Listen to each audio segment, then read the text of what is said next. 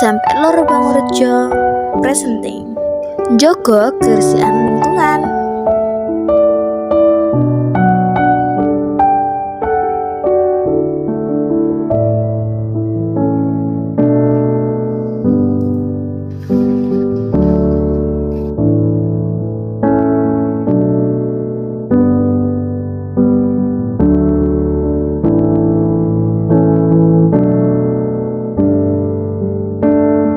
Ing 2022 ana sekitar 27,8 yuta ton sampah. Ing 2021 ana sekitar 6 yuta ton sampah. Ing taun 2022 ana sekitar 192,1 ton saben dina.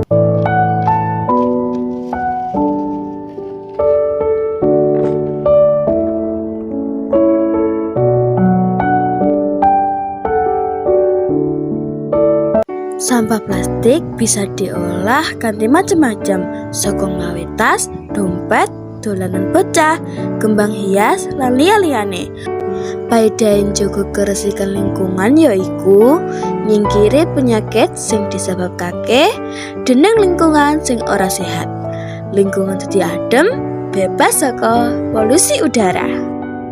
Ayo padha njaga kebersihan sekitaran supaya urip indah lan ora gampang keserang penyakit.